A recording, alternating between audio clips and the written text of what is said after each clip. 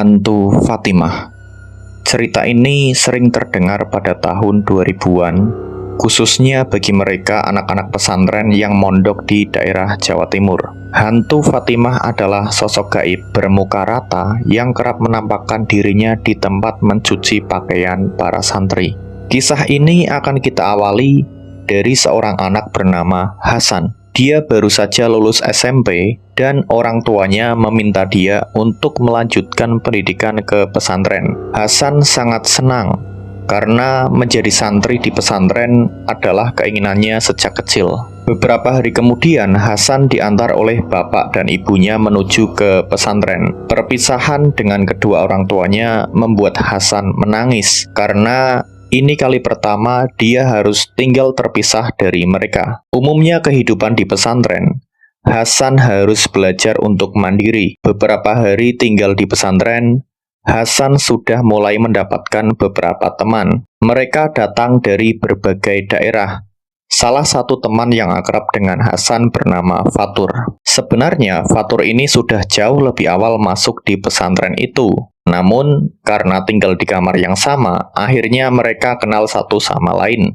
Pada suatu malam, Fatur dan Hasan sedang duduk bersama di teras depan asrama pesantren. Hasan sedang minta tolong Fatur untuk membantunya menerjemahkan arti bahasa Arab ke bahasa Indonesia. Tetapi setelah itu, Fatur juga meminta sesuatu kepada Hasan, yaitu dia harus menemaninya untuk mencuci baju. "Ayo San, nanti kita nyuci bareng, pasti bajumu juga banyak yang kotor kan?" Hasan menjawab, "Ya wis, ayo. Sekalian aku mau minta rinsonya ya, punyaku sudah habis. Kamu kan pasti dari rumah dibawain bekal banyak sama orang tuamu." Hasan menjawab lagi, Oke, beres." Sekitar pukul 11 malam, mereka mulai mencuci pakaian. Setelah selesai, Hasan dan Fatur langsung menjemur pakaian mereka di belakang tempat mencuci tersebut. "Cepetan San, aku udah selesai." "Bentar, dikit lagi," jawab Hasan. "Kamu udah berapa hari nggak nyuci San? Kok banyak sekali baju kotormu?" tanya Fatur kepada Hasan. Lalu Hasan menjawab, "Ya, kemarin-kemarin masih males Tur." Di saat bersamaan, di dekat tempat cuci tersebut kan ada tempat berwudunya ya. Salah seorang teman mereka yang bernama Rozak datang ke tempat wudhu untuk cuci muka. Si Rozak ini juga santri lama di situ. Keesokan harinya, Hasan tiba-tiba dihampiri oleh Rozak. "San, kamu kalau nyuci baju mending jangan terlalu malam, nggak baik." Lalu Hasan menjawab, "Iya, semalam itu Fatur yang ngajak. Saya sebenarnya juga takut kemarin itu. Bayangin aja, tempat nyuci pesantren ini belakangnya langsung berhadapan sama kebun-kebun rimbun gitu. Banyak pohon bambunya lagi. Saya ngeri kalau pas dengar geritan suara bambu yang kena angin malam-malam." Rozak ngomong lagi ke Hasan, "Iya, lain kali kasih tahu ke Fatur ya. Dia emang dari dulu kayak gitu. Sering nunda-nunda buat nyuci baju. Mau kamu ditemui Fatimah?" Hasan menjawab, "Fatimah siapa mas?" Tapi Rozak tidak menjawab dan langsung pergi. Pada malam harinya, setelah selesai mengaji kitab, Hasan menghampiri Fatur dan mengajaknya ngobrol di depan kamar asrama. Hasan bertanya kepada Fatur, "Fatimah itu siapa mas? Tadi saya ketemu Mas Rozak. Katanya jangan nyuci baju malam-malam. Katanya kita bisa ditemui Fatimah." Lalu Fatur pun menjawab, "Sebenarnya kemarin waktu saya minta kamu buat nemenin nyuci baju, itu karena biar saya nggak takut, San. Fatimah itu hantu. Arwahnya gentayangan, mukanya rata." Santri-santri di sini banyak yang sering dengar suara orang nyuci baju, tapi pas disamperin, nggak ada siapa-siapa. Dan pernah ada yang lihat, San, penampakan Fatimah yang lagi nyuci baju. Kemudian Hasan menyaut, "Yang benar mas. Kalau gitu saya nggak mau nyuci baju malam-malam lagi deh. Saya juga aslinya takut San." 4 hari setelah itu, pada malam harinya, di saat tidur pulas, Hasan terbangun karena perutnya tiba-tiba sakit. Sontak dia membangunkan Fatur yang tidur bersebelahan untuk menemaninya ke kamar kecil. Kamar kecil ini lokasinya bersebelahan dengan tempat mencuci baju. Hasan pun sebenarnya sangat takut. Dia masih terbayang cerita hantu Fatimah. Tapi ya mau gimana lagi, hajatnya nggak bisa ditunda.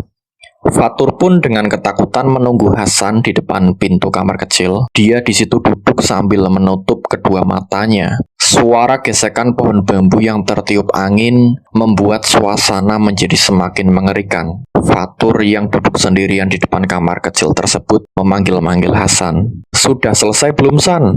Jangan lama-lama ya." "Ya mas, sebentar." Tidak lama setelah itu, dari dalam kamar kecil, Hasan seperti mendengar suara orang mencuci baju. Namun, ia mencoba tetap tenang. Oh, ada temennya yang nungguin di luar. Setelah selesai buang hajat, Hasan membuka pintu kamar mandi. Ia sangat kaget. Fatur ternyata udah nggak ada di situ nih. Rupanya, dia sudah lari duluan masuk ke kamar sambil mengumpat, "Kurang ajar nih si Fatur." Di saat bersamaan, ternyata suara orang mencuci baju itu kembali terdengar, teman-teman. Walaupun takut, tapi Hasan sangat penasaran dan mencoba mengendap-endap berjalan ke tempat mencuci baju itu. Begitu terkejutnya dia ketika melihat sosok perempuan muda memakai kerudung putih sedang mencuci baju di situ. Perempuan itu menoleh ke arah Hasan dengan muka yang rata. Jadi mukanya itu nggak ada, hanya lapisan kulit aja, nggak ada matanya, nggak ada hidungnya, dan nggak ada mulutnya. Seketika Hasan pun pingsan di situ. Fatur yang sudah berada di kamar masih nungguin Hasan balik, tapi karena lama ia belum kembali juga, ia pun balik lagi ke kamar kecil tadi sambil mengajak seorang teman. Mereka berdua mulai keluar kamar dan menuju ke kamar kecil tadi. Namun, sesampainya di situ, mereka berdua tidak melihat Hasan di kamar kecil itu. Padahal pintunya sudah terbuka. Lantas, mereka berdua memanggil-manggil, "San, San, kamu di mana?"